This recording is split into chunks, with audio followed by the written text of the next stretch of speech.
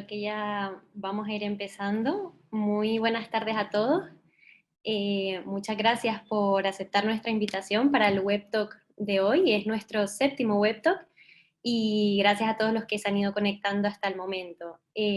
Para quienes todavía no nos conocen, Equilibrium Sende es un centro de investigación independiente sin fines de lucro que tiene como objetivo generar investigación, contenido de incidencia y contribuir así al desarrollo de políticas públicas en la región de América Latina y el Caribe. Entre nuestras principales áreas de trabajo se encuentra el análisis de las causas, los desafíos, el impacto y las oportunidades que presenta la migración, específicamente la migración venezolana, ¿no? Y bueno, en este marco nace la iniciativa del PEFIM, el primer programa de financiamiento de investigaciones externas en migración, que contribuye a la investigación y a la generación de contenido en esta línea. En Venezuela realizamos este proyecto en conjunto con el Observatorio Venezolano de Migración y el Instituto de Investigaciones Económicas y Sociales de la Universidad Católica Andrés Bello, la UCAP, como aliado académico. Lo que buscamos desarrollar con estas investigaciones fue el análisis de políticas públicas que hayan impactado o estén impactando actualmente en las causas del flujo migratorio. Entonces, bueno, les cuento un poco acerca del proceso. Recibimos un total de 27 propuestas, de las cuales fueron preseleccionadas un total de 8 por parte de nuestro equipo. Estas 8 propuestas se compartieron con un comité evaluador que estuvo conformado por Luis Lauriño, director de docencia del Instituto de Investigaciones Económicas y Sociales de la UCAP, Manuel Delgado, Bárbara Nava y Anitza Freiters, en representación del Observatorio Venezolano de Migración, y Emilio Osorio, quien es doctor en Ciencias Sociales, profesor de la Universidad Central de Venezuela y especialista en estudios de migración. Los criterios que usamos para elegir estas propuestas fueron la relevancia temática y cómo se alineaban con el enfoque temático, la innovación en cuanto a la calidad y originalidad de la propuesta de investigación presentada, y la trayectoria del postulante, tanto en su experiencia académica como profesional. Entonces las propuestas al final ganadoras fueron un total de 3 y hoy tenemos el gusto de contar con la participación de los ganadores de esta convocatoria. También nos acompaña Verónica Medina, quien es nuestra coordinadora de investigación en Venezuela. Entonces, bueno, el formato de este Web Talk será un formato tipo conversatorio, un debate lo más dinámico posible, que consistirá primero en una presentación corta de unos 5 o 10 minutos sobre los principales hallazgos de estas investigaciones, y luego Verónica estará presentando haciendo algunas preguntas, ¿no? El chat igualmente está abierto para aquellas personas que quieran hacer sus preguntas a nuestros panelistas de hoy. Entonces damos comienzo a este Web Talk y empezará compartiendo con nosotros Miguel Ángel Morfe. Morfe es politólogo por la Universidad Central de Venezuela, cuenta con una maestría en Ciencias Políticas y Administración Pública por la misma universidad y un magíster en Fronteras e Integración por la Universidad de los Andes. Desde el 2017 se encuentra realizando un doctorado en Educación, Políticas Públicas y Profesión Docente, y además cuenta con una especialización en Administración Pública por la Universidad Nacional Experimental del Táchira. Así que bueno, Morfer, la palabra la tienes ahora para presentar los resultados. Bueno, muy buenas tardes a todos los asistentes a este foro, a esta reunión. Gracias a Equilibrio por la oportunidad, por el momento de poder expresar a través de este estudio muchas de las inquietudes que uno venía presentando a lo largo de cuando comenzó el fenómeno migratorio venezolano. Y bueno, qué mejor oportunidad de plasmarlo a un estudio que fue bastante fructífero, bastante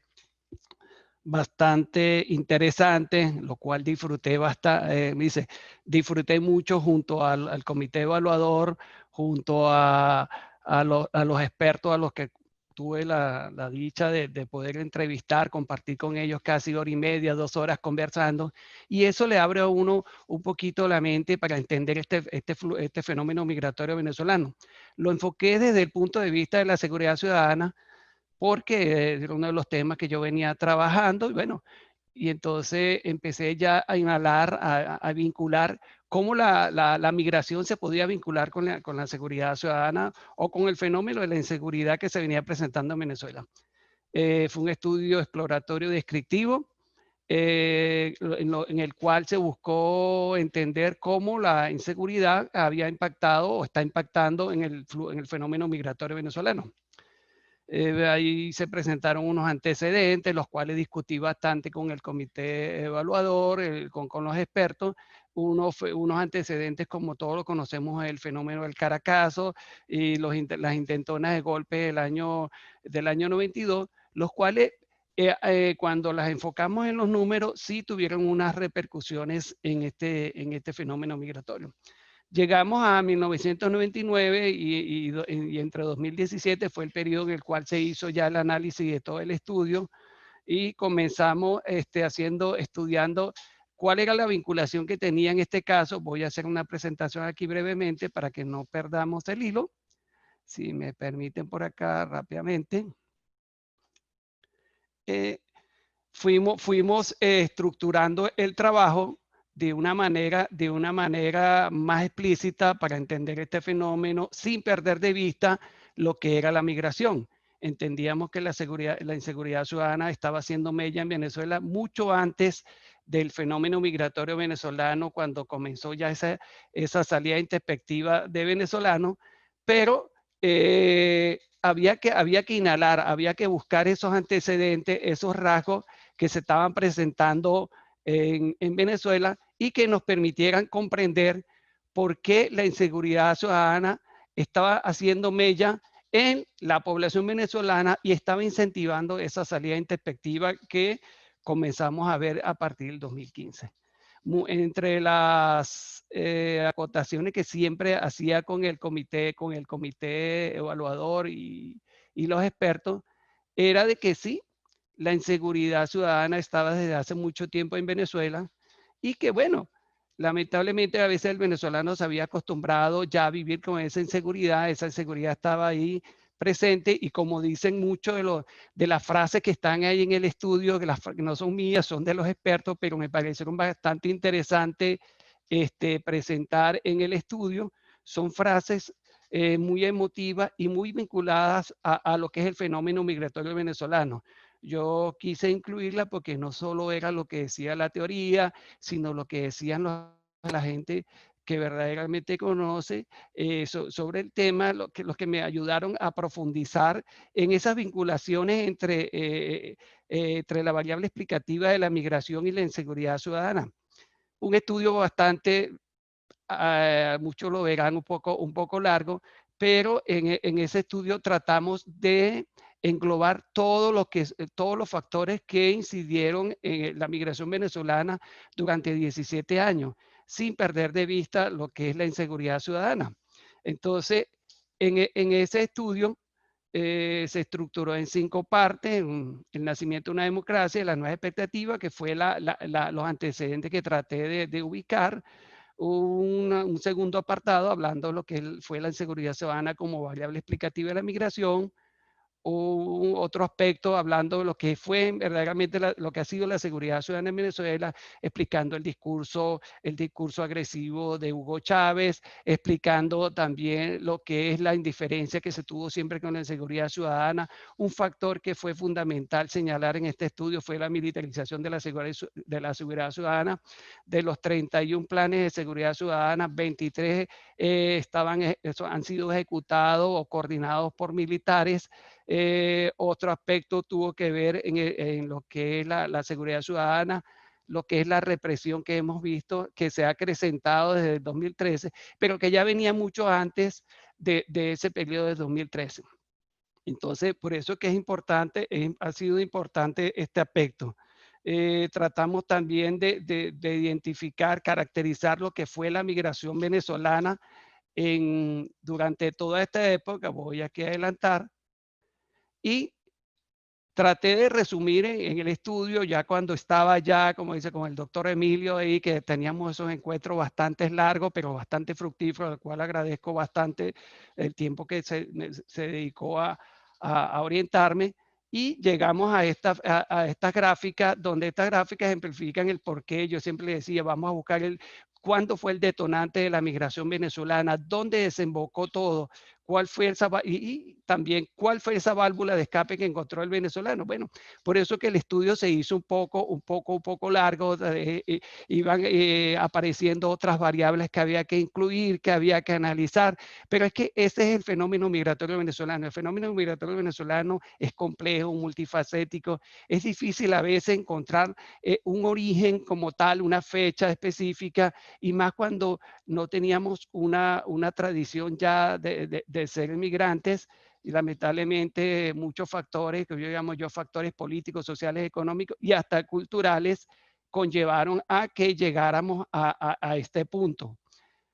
El estudio tiene unas reflexiones finales que yo siempre traté de enfatizar, porque después de ese largo trayecto de casi 40 páginas que tratando de resumir, una de las frases que verdaderamente resumen, que decía el doctor Emilio: o estoy donde están las tumbas de mis padres, o estoy donde estarán las cunas de mis hijos, refiriéndose a la decisión que tuvo que tomar el venezolano, que no fue fácil, una decisión que fue pensada a lo largo del tiempo, para aquellos que verdaderamente no eran el migrante normal, el migrante con condiciones económicas, que el migrante que poseía estudios. Y otra frase bastante interesante, que es del doctor Roberto Briceño León, que me habla de donde la inseguridad estaba allí desde hace mucho tiempo, pero el venezolano ha ido viviendo con ella hasta que comenzaron a aparecer otras formas de violencia. Esto en relación a partir del 2013, cuando ya empieza ya el declive ya de la economía venezolana, que venía con varios traspiés. Eso se aclara en el estudio. Una de las reflexiones fuertes que yo hago es que esta migración venezolana es una reproducción social o una radiografía más de un país en crisis, de un sistema político en decadencia. Esto no es una crisis que fue, como dice, inadvertida, ya fue una crisis que ya se venía presentando y a lo cual no se consideraron muchos aspectos. Yo creo que fue que todavía, y lo comentaba hace poco, de que todavía las cicatrices del 58, de la década del 50, no han sido cerradas, y lamentablemente el país cayó en una espiral de crisis integral. Vimos usurpaciones de la función pública por parte de las autoridades, improvisaciones, la represión social. Bueno, vimos muchos aspectos, muchos rasgos que nos permitieron entender cómo la inseguridad ciudadana facilitó o coadyuvó junto a otras variables a lo que fue el fenómeno migratorio venezolano. Yo creo que ya nuevamente ya me toca darle las gracias a Equilibrium por la oportunidad. Uno con estos temas se interesa mucho, empieza a indagar, y bueno, agradezco la oportunidad. Bueno, esperemos que sigamos con este proceso, porque yo considero que lo importante es que dejemos huella como venezolanos para las generaciones futuras, para que aprendan de estos errores que se cometieron, errores desde cualquier punto de vista, y que más adelante, por favor, no los volvamos a cometer. Muchísimas gracias. Bueno, Miguel, muchísimas gracias a ti, gracias por tu excelente presentación, y bueno, a todos los participantes, quienes no hayan leído todavía el trabajo de Miguel, se los recomiendo. Dijiste algunas cosas interesantes sobre las que me gustaría profundizar con dos preguntas muy breves, ¿no? Tú estableces pues la relación entre la inseguridad ciudadana como una de las causas de la migración. Efectivamente, esto ha sido demostrado en diferentes estudios. De hecho, en diversas encuestas que hemos hecho en Equilibrium Center, varias veces ha emergido que la inseguridad fue una de las razones que impulsaron la migración, ¿no?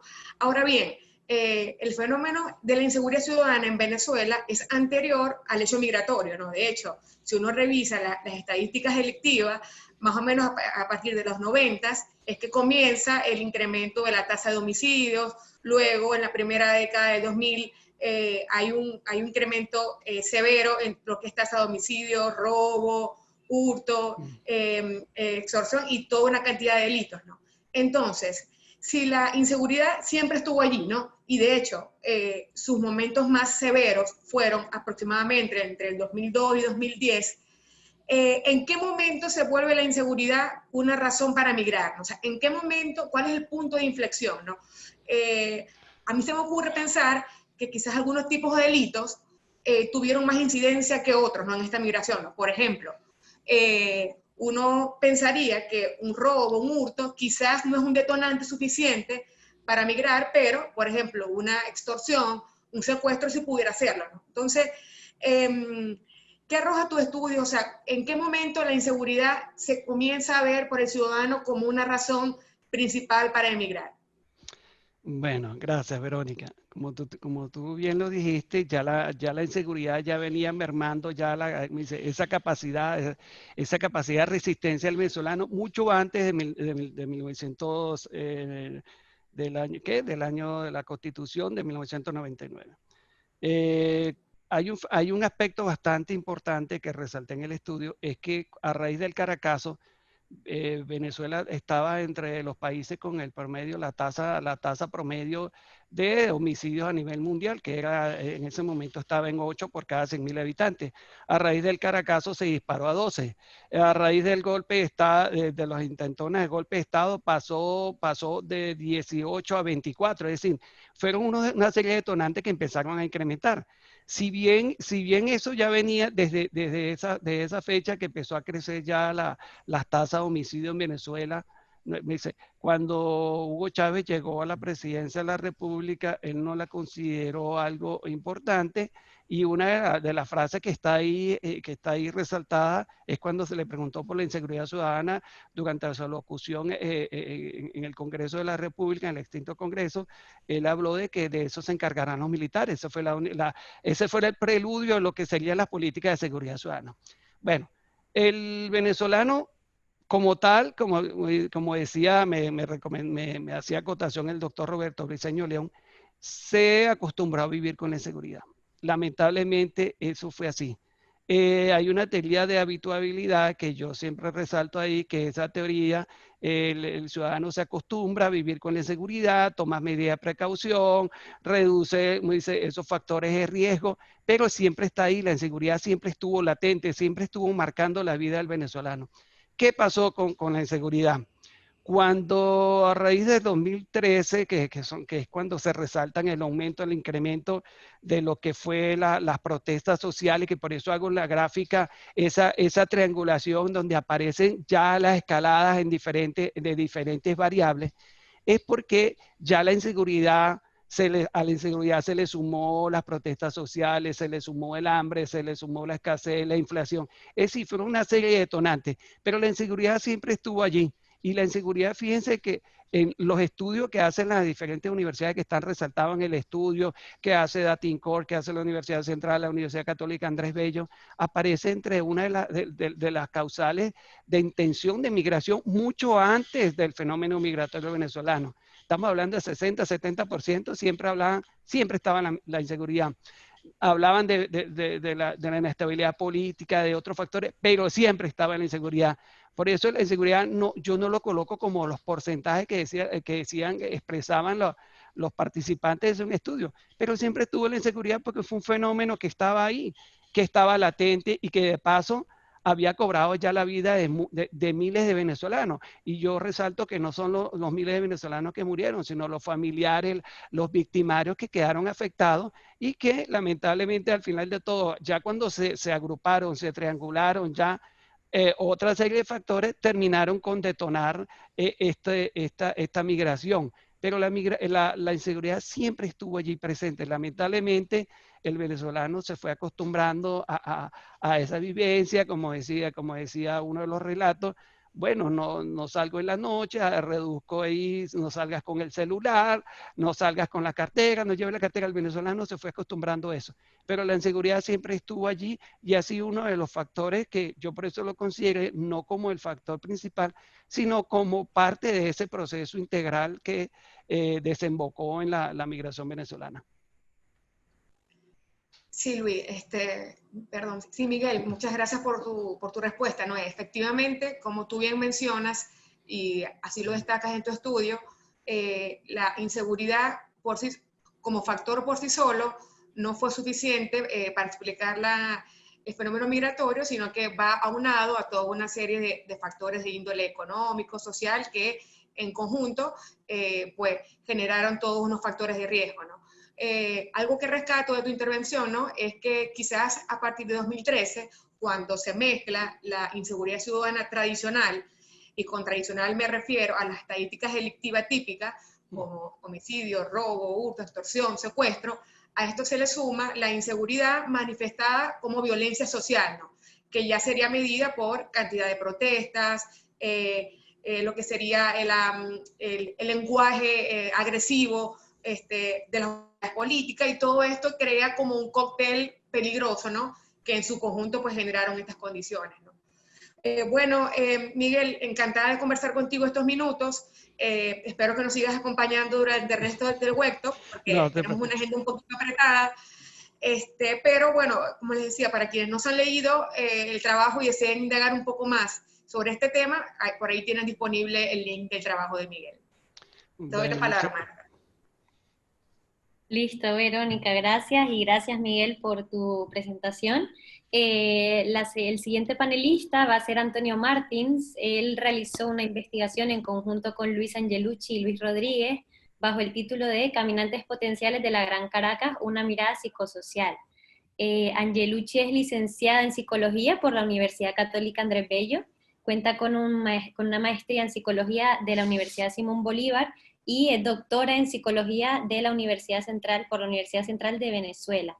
También es directora del Centro de Investigación y Evaluación Institucional de la UCAP y profesora en la Escuela de Psicología de la UCAP y en el Departamento de Ciencia y Tecnología del Comportamiento de la Universidad Simón Bolívar.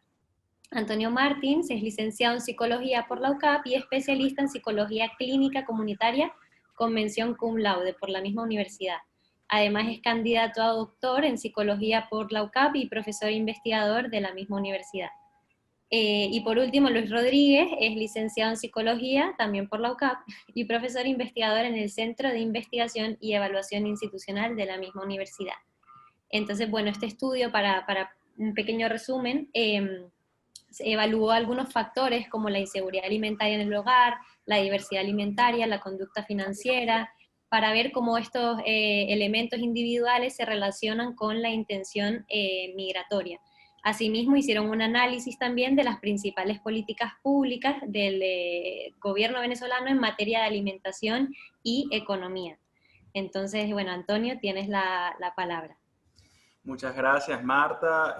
Muchas gracias a Equilibrium por la invitación y por fomentar este tipo de investigaciones que naturalmente cada día se hacen una mayor necesidad, tomando en cuenta, digamos, el laboratorio psicosocial en el que lamentablemente se ha convertido Venezuela, ¿no? Ya te me adelantaste y pudiste mostrar algunos objetivos que nosotros perseguimos en nuestra investigación, un poco para contextualizar a nuestra audiencia, tal cual como nos decía Marta. Bueno, los tres autores de esta investigación somos psicólogos, y si algo novedoso puede, digamos, introducir nuestro estudio es la mirada de la psicología detrás de los fenómenos migratorios, concretamente la intención migratoria. Es cierto que nosotros no medimos a la conducta migratoria como tal, sino a la intención de irse del país. En este sentido, estudiamos a personas que estaban o se mantienen muy probablemente actualmente en nuestro país, y les preguntamos, bueno, cuáles eran sus deseos o no de abandonar Venezuela, al tiempo que relacionamos un conjunto de variables, ¿okay?, con dicha intención. Estas variables ya Marta nos adelantaba algunas, mencionaba la inseguridad alimentaria en el hogar, la diversidad alimentaria, la conducta financiera. Y cuando vemos ese listado de variables, todas psicológicas, incluso la inseguridad alimentaria tal y como la medimos, porque medimos es percepción de inseguridad alimentaria, son variables que tienen su base o tienen como base el conocimiento en psicología social y en psicología económica. Tal cual como lo vemos en la presentación, nos planteamos además unos objetivos específicos. El primero de ellos es analizar las políticas públicas del gobierno venezolano continuadas en 2019 en materia de alimentación y economía. Hicimos un corte transversal de esta historia que conocemos con el chavismo y solamente analizamos las políticas públicas desde 2017 a 2019, tomando en cuenta que desde ese momento pues se han promulgado una serie de políticas ligadas a la alimentación o bien ligadas a la economía que han tenido, como tal como le evidenciamos en el estudio, unas consecuencias en el comportamiento de los venezolanos. También nos encargamos de especificar el nivel de intención migratoria, inseguridad alimentaria, diversidad alimentaria y conducta financiera y los motivos migratorios. También evaluamos cuáles son las cosas que motivan a los venezolanos a abandonar el país. Para no perder tanto tiempo en temas metodológicos, vamos a pasar y vamos a hacer una caracterización de las personas de las cuales estamos hablando, ¿no? Cuando decimos caminantes potenciales de la Gran Caracas y le damos ese título a nuestra investigación, naturalmente tenemos que ser sinceros y contactar con una de las limitaciones de nuestro estudio. Estamos hablando de eso, personas residentes de la Gran Caracas, cosa que no necesariamente es generalizable para personas en el interior de nuestro país. ¿Okay? De hecho, eso es una de las grandes preguntas que al final de la presentación nos va a quedar abierta, es decir, estos resultados que estamos viendo necesariamente se traducen en la realidad de las personas en Guárico, Apure, Barinas, etcétera, etcétera, o por el contrario, son realidades completamente diferentes, son cosas que tendríamos que plantearnos, ¿no? Fíjense, en términos de ocupaciones, tomamos como base la propuesta del ENCOBI, ¿ok? Para evaluar la ocupación de los sujetos que encuestamos, 1071 en total, y encontramos que en su mayoría tenemos predominancia de trabajadores privados, trabajadores por cuenta propia y trabajadores del sector público. Hay algunos sectores ocupacionales que se hicieron muy complejos de muestrear, tomando en consideración el momento temporal en el que se hizo la investigación. La investigación fue levantada en julio de este año, en plena pandemia. Naturalmente es muy complejo encuestar a obreros, por ejemplo, y sobre todo obreros del sector público y privado, los que fueron, fue ese sector poblacional que fue encuestado presencialmente, ¿ok? Porque naturalmente son personas en mayor grado de exclusión. Luego de esto, vamos a pasar a los resultados, sin más preámbulos. Vamos a hablar un poco de la caracterización que mencionábamos en cuanto a la intención migratoria. Acá básicamente estamos viendo lo que en estadística descriptiva conocemos como un gráfico de barras, y en el gráfico de barras superior vemos a cada uno de los ítems que nosotros tuvimos la oportunidad de indagar a estas 1071 personas, ¿no?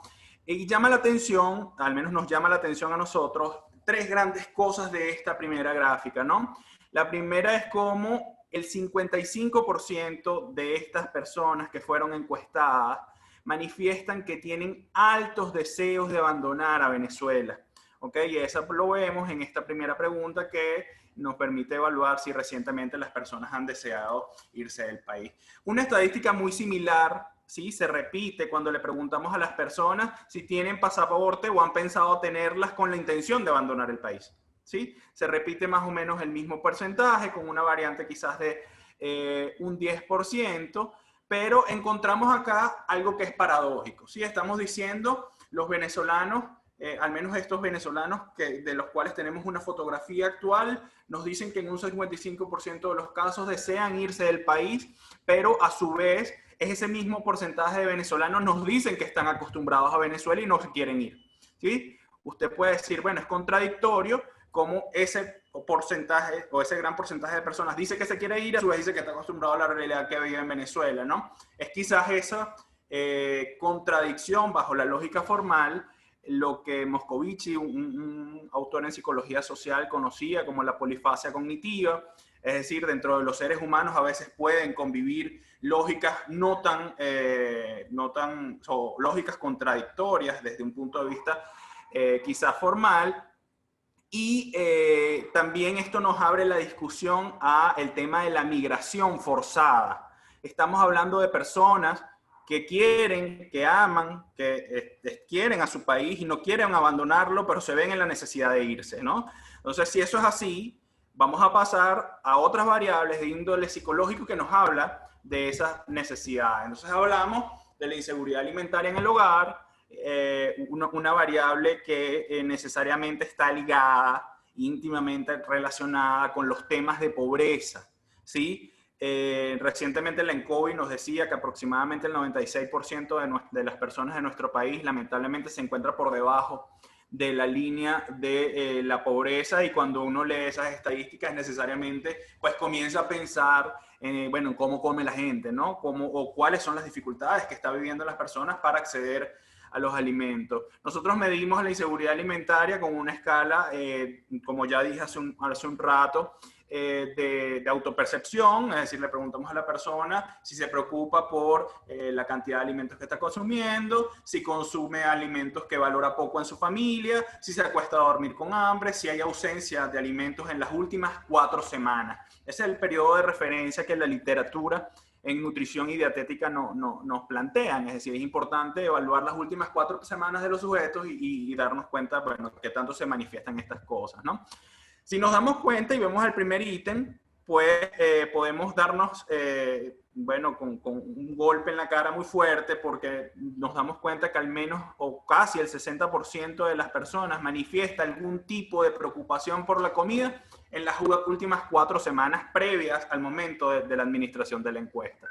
Esto es una realidad muy dolorosa, ¿sí? Eso es lo primero que tenemos que decir, es una realidad muy dolorosa, y quizás uno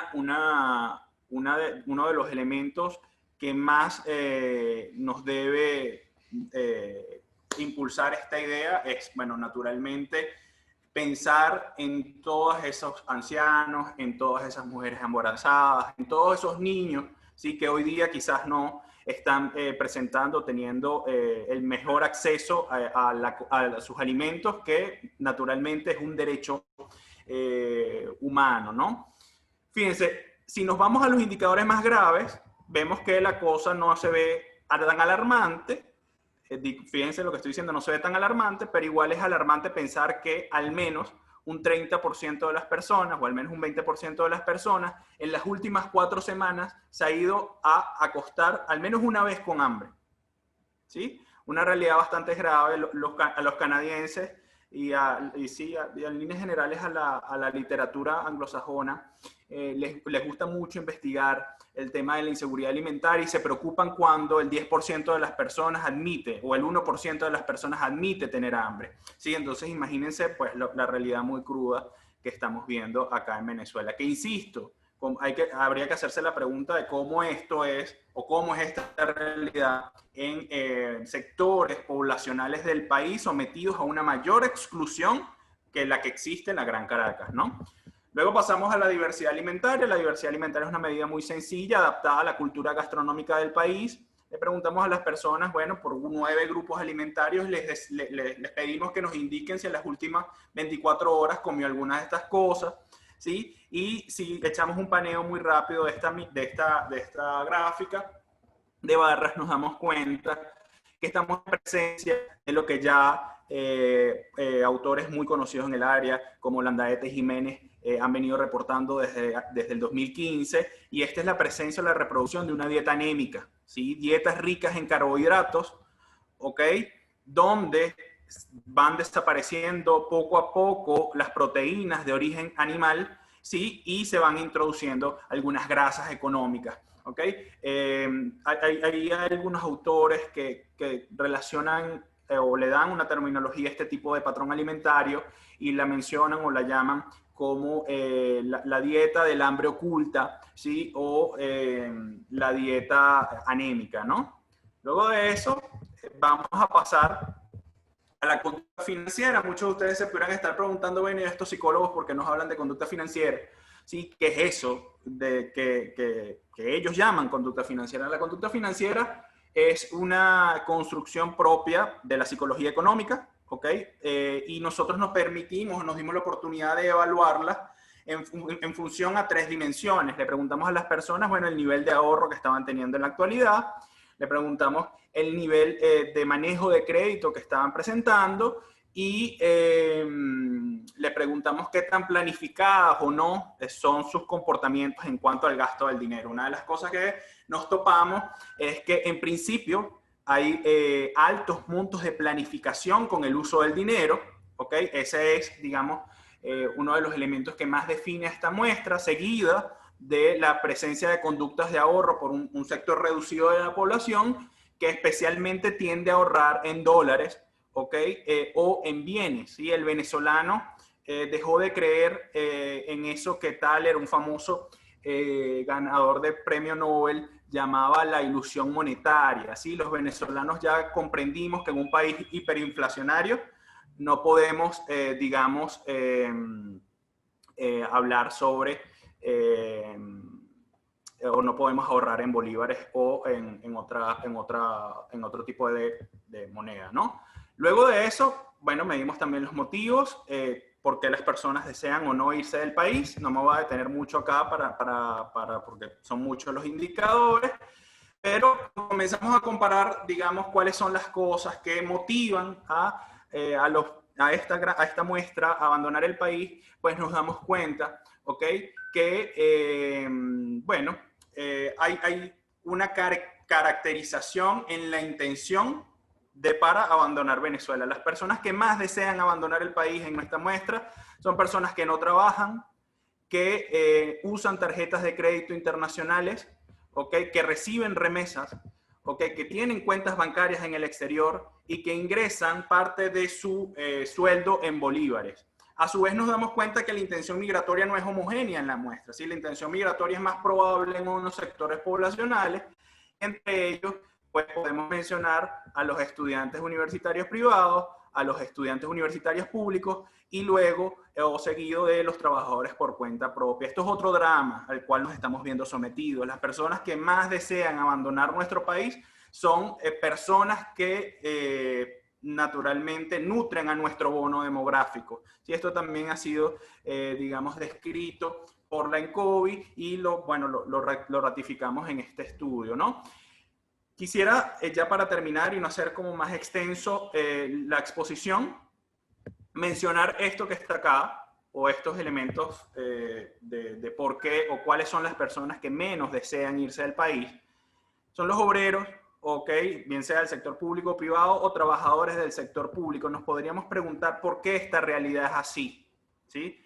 Y si nos preguntamos por qué esta realidad es así, es porque tenemos que entender que la migración usualmente implica una inversión muy alta en términos económicos, en términos emocionales y en términos cognitivos.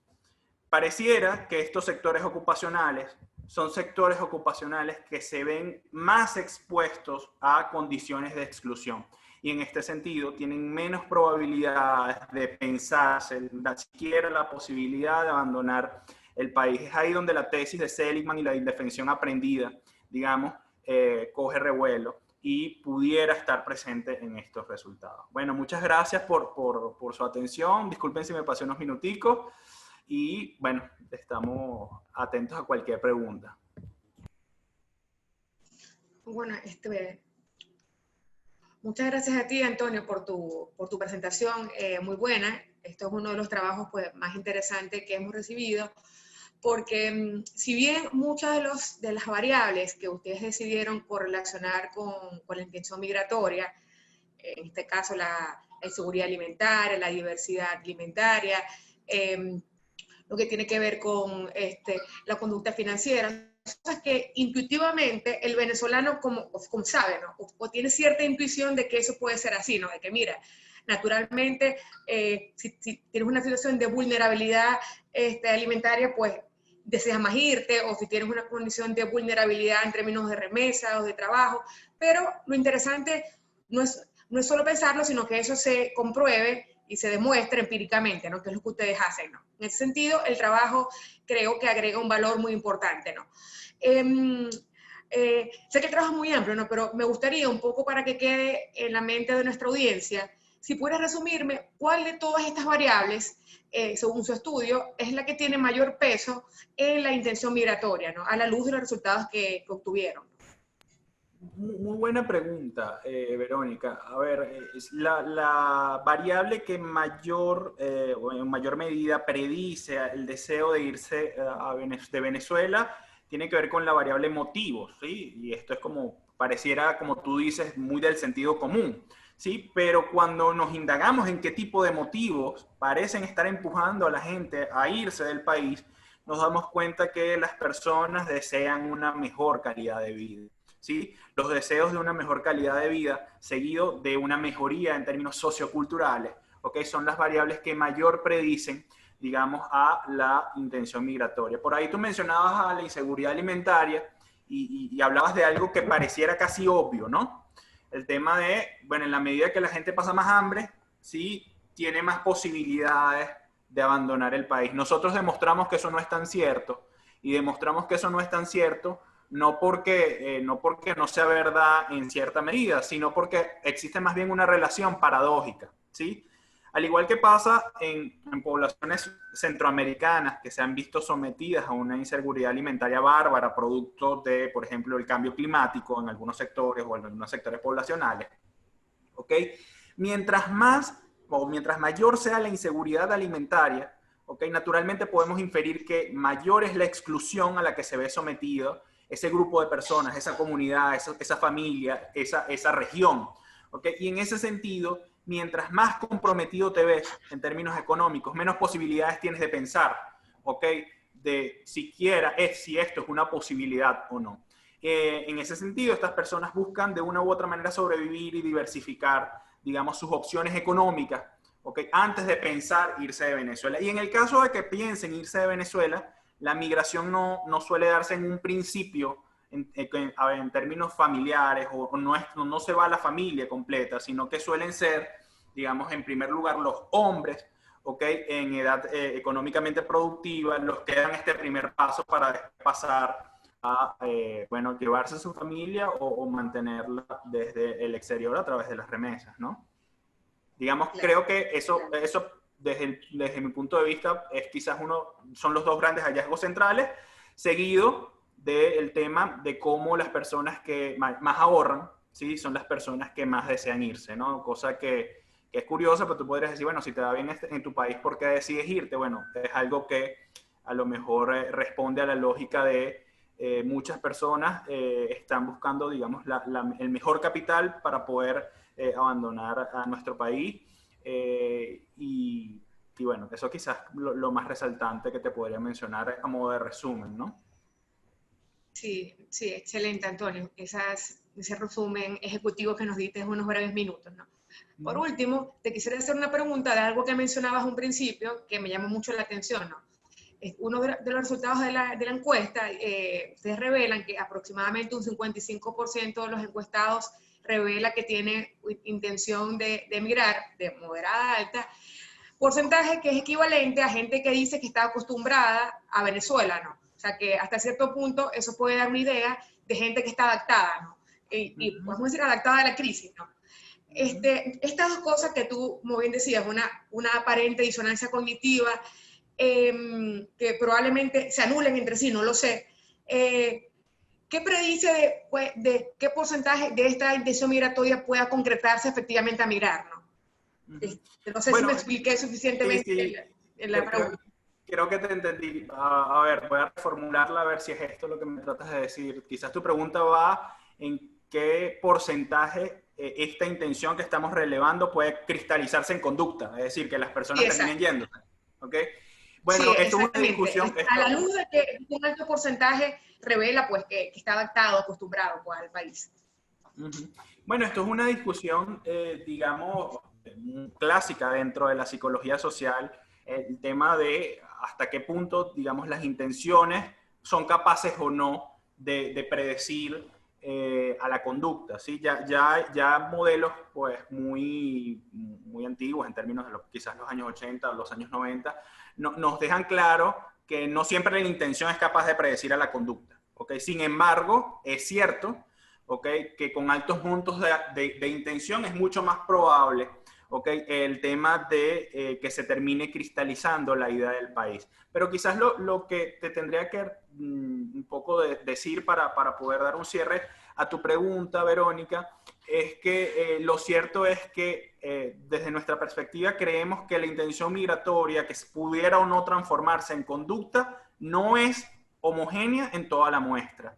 Es decir, hay personas o hay grupos de personas que tienen muchas más probabilidades a estar más cerca de abandonar el país. Y ese grupo de personas usualmente suelen ser las personas más jóvenes, y además de ser las personas más jóvenes, también suelen ser las personas que de una u otra manera se ven medianamente favorecidos bajo esta tragedia de país que estamos teniendo. Es decir, las personas que naturalmente se ven sometidos a grados de exclusión muy grandes, ¿okay?, y por tanto a grados de pobreza extrema, ¿okay?, son personas que solo consideran a la migración en casos donde no hay manera alguna o no hay posibilidad alguna de sobrevivir. ¿Sí? En esos casos creo que estos grupos que llamamos obreros del sector privado o trabajadores públicos contemplan esta opción, ¿no?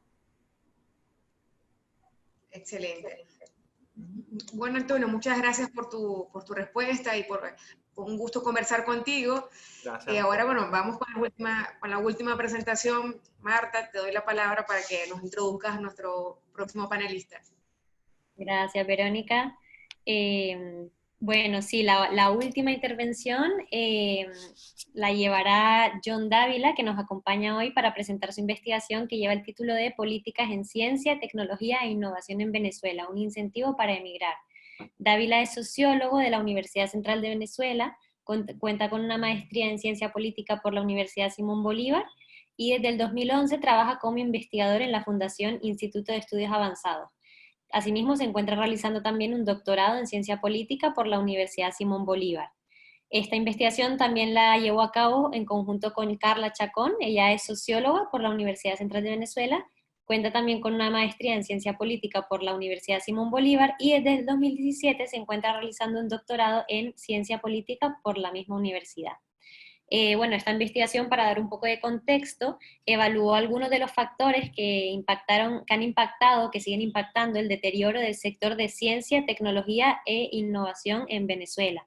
Ellos realizaron una serie de entrevistas a docentes, investigadores, tanto dentro como fuera de Venezuela, y evaluaron también, hicieron un análisis breve de las políticas públicas orientadas a este sector científico, ¿no?, las cuales han resultado ser insuficientes.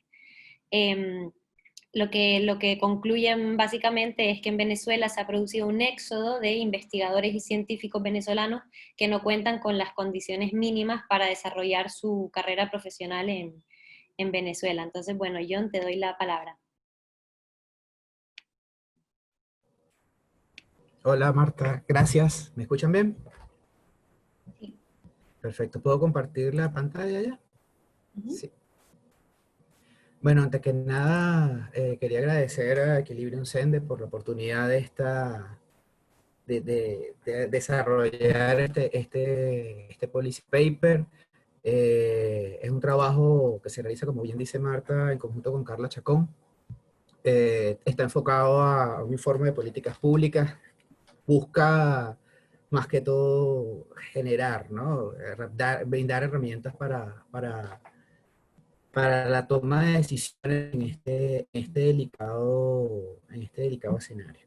Bueno, para comenzar, me voy a saltar un poquito lo que es el contexto general de la migración, que ya sabemos la situación que atraviesa el país, y quizás sí resaltar un poco que la migración calificada y específicamente la migración de científicos es un aspecto que se diluye en esta gran masa de migrantes, ¿no? Y que tiene un impacto, que puede tener un impacto importante en lo que es el futuro en el Sistema Nacional de Ciencia y Tecnología y en las universidades. En este sentido, con este informe lo que nos proponemos es identificar los principales aspectos derivados de las políticas públicas aplicadas en el sistema de ciencia y tecnología en Venezuela que pudieron influir en el éxodo de investigadores venezolanos durante los últimos 10 años. Aquí tenemos un poco de la metodología que va a dar un rápido paseo porque ya mencionaste, haciendo énfasis únicamente en la realización de las entrevistas, agradeciendo, no sin que se nos olvide la gran receptividad de investigadores, tanto dentro como fuera del país, así como dirigentes o vamos a decirles gestores del sector ciencia y tecnología, que nos acompañaron y nos ofrecieron datos importantes, bibliografía, informes, muchos confidenciales, inclusive pidieron el anonimato durante las entrevistas, que es algo particular y bueno, se comprende, pero que además dieron luces para nuevos aspectos que no habíamos considerado en este estudio y que sin duda quedarán para desarrollar en un futuro. Entre los resultados más importantes que podemos mencionar, el primer desafío que nos encontramos fue cuantificar estos migrantes. O sea, si es un problema público, ¿en qué medida lo es y por qué y cómo podemos cuantificarlo? Y esa fue la primera dificultad que encontramos y aplicamos aquí, digamos, mostramos un poco la triangulación que creamos, ¿no? Por un lado, las fuentes oficiales, los datos del Observatorio Nacional de Ciencia y Tecnología, reportan que para el periodo 2017-2019, bastante ambiguo, existen 8 investigadores. Si comparamos con los 1.259 que existían para 2016, esto representa una pérdida del 15%, ¿no? Vamos a llamar, en términos netos no es tanto, pero es significativo en este periodo de tan solo 3 años. Sin embargo, además, esta data es súper poco transparente. Periodo 2017-2019, los datos están súper desactualizados en el Observatorio Nacional de Ciencia y Tecnología. Y bueno, esto es algo que comentaremos un poco más tarde. Desde las fuentes académicas tuvimos acceso, gracias a investigadores colegas, a publicaciones recientes que analizan este tema, apoyándonos también en autores que vienen desde hace años trabajando la migración calificada y de científicos, desde el IBIC, profesor Jaime Requena y Iván de la Vega. Y en su último estudio, un estudio donde participa el profesor Requena, afirman que entre el 2000 y 2018 han emigrado 2.084 investigadores. Esto se hace a partir de una técnica, digamos, a partir del estudio de una base de datos, un estudio kilométrico, pero además lo complementan con una encuesta interesante que demuestra que el 60% de sus encuestados emigró entre el 2014 y el 2018. Esto digamos que nos limita o nos permite delimitar un campo temporal, un ámbito temporal para apreciar las magnitudes de este fenómeno.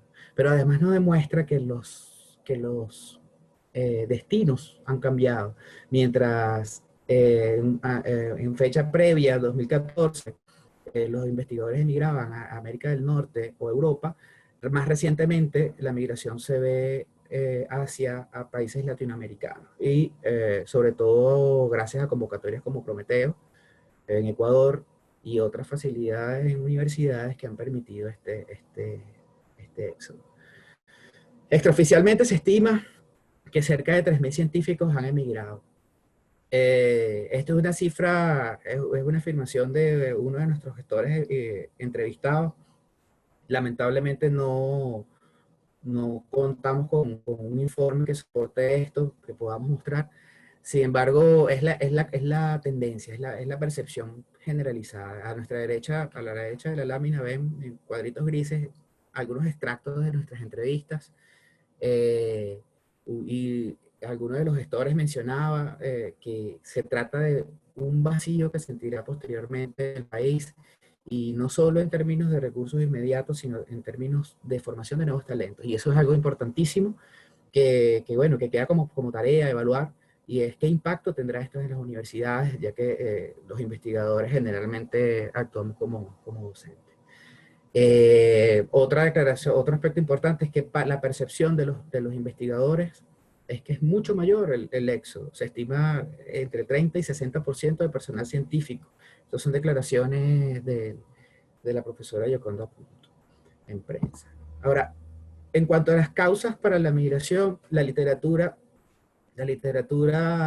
disponible, Iván de la Vega, entre otros tantos, en cuanto a migración calificada y específicamente a la migración de científicos, resaltan las condiciones para investigar, las condiciones de vida y la situación país, obviamente, cómo influye temas como violencia, economía y todos estos aspectos.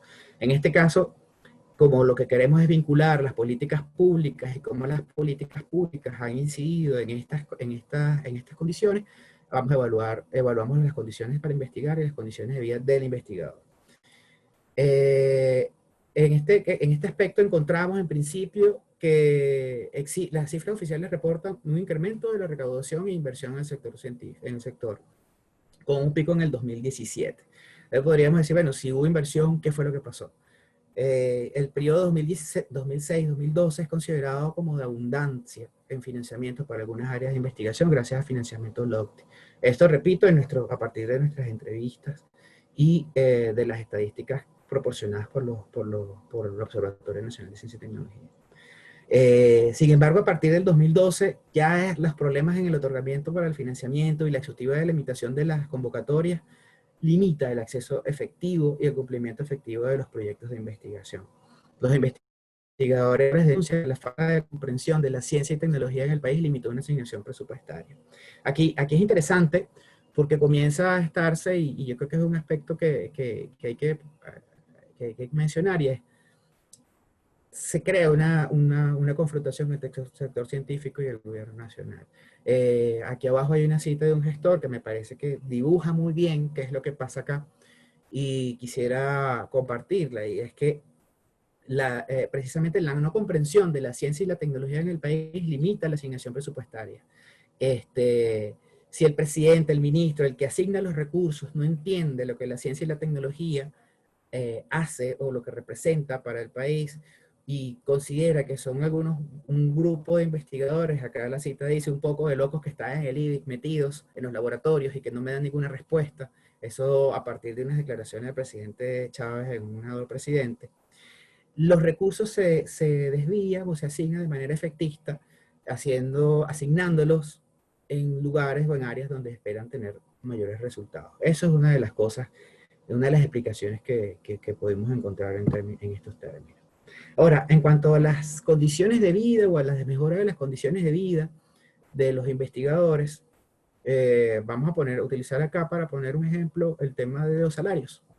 Esta tabla fue creada gracias a la información suministrada por la Asociación de Investigadores del IBIC, del Instituto Venezolano de Investigaciones Científicas, que hace un seguimiento minucioso a todo lo que es la asignación presupuestaria y los salarios. Y podemos ver que el personal de investigación 8, que es uno de los más alto nivel, pasó de ganar $738 en el año 2012 a ganar $6,2 actualmente, ¿no? Entonces esto es visto como una patada hacia los investigadores. Los gestores dicen que este aplanamiento de la tabla responde a una homologación, a una igualdad de oportunidades, a horizontalizar escalas, a un cambio de valores para el ascenso. Las medidas, el reconocimiento de esta problemática por parte del Estado ya existe, y la solución que crearon ha sido la creación de un bono que se asigna por la plataforma Patria a los investigadores adscritos al Ministerio de Ciencia y Tecnología, tengo entendido que a todos, y ese bono no tiene incidencia laboral. Y las características de este bono además son particulares porque no se sabe cuándo termina, no se sabe en el monto, es súper coyuntural, ¿no? Es una medida coyuntural. Ahora, en cuanto a las políticas públicas implementadas en este periodo, lo voy a hacer un poco breve acá. Yo creo que es importante resaltar que con la creación de la Ley Orgánica de Ciencia y Tecnología en el 2000, su reformulación en el 2005 y 2010, ha jugado un papel fundamental para nombrar uno de los casos en términos de acceso a financiamiento. Desde el 2005, se permite el financiamiento directo por parte de las empresas de los investigadores y se corta, o digamos que se interrumpe esto en el 2010 para centralizar el acceso a financiamiento. Ya para 2005 se crea el Plan Nacional de Ciencia, Tecnología e Innovación, que consolida una transformación que inicia con la Ley Orgánica de Ciencias, con la LOCTI, una transformación del paradigma de ciencia y tecnología en Venezuela. Y que se materializa aún más con la aplicación de la misión Ciencia, que fue pensada como un espacio para generar conocimiento en forma colectiva, con formas de financiamiento que no fuesen las mismas, como integrando financiamiento Cuba Venezuela, financiamiento LOCTI y otras herramientas. La lógica de LOCTI era interesante porque permitía que muchos centros de investigación se trabajaran en conjunto a partir de una temática en particular, como cacao, biotecnología, etc. Y finalmente el Plan Nacional de Innovación Tecnológica, que es el más reciente, marca un hito porque hace un llamado a personas no miembros del Sistema Nacional de Ciencia y Tecnología a desarrollar investigaciones y a obtener financiamiento, dejando por fuera de manera, digamos, indirecta a los investigadores y quienes fungirían como asesores. Como conclusiones muy concretas, creo que es importante reconocer que existe una nueva visión de ciencia y tecnología, una visión distinta a la que se configuró en los centros de investigación. Y esto ha provocado la resistencia por parte de investigadores ante la pérdida de autonomía que poseían, tanto en términos administrativos como en términos de gestión efectiva de los proyectos de investigación.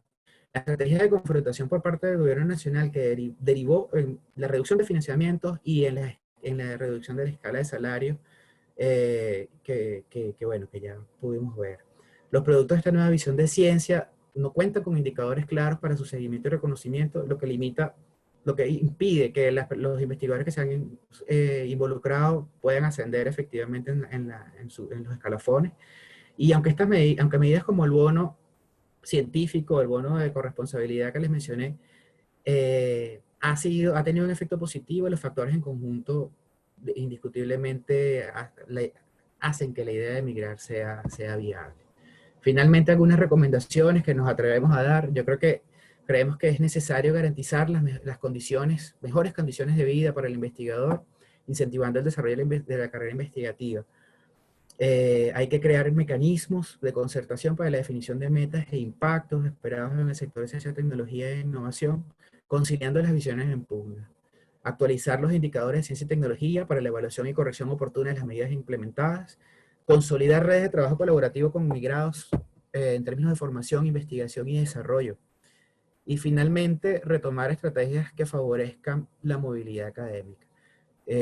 Bueno, vamos a dejarlo hasta aquí y quedo atento a comentarios. Sí, bueno, John, muchísimas gracias por tu presentación. Muy interesante tu trabajo y sobre todo sumamente pertinente, ¿no? Sobre todo en estos tiempos en donde, sí, bueno, no solo el país, el mundo está pasando por una situación donde los científicos son más requeridos que nunca, ¿no?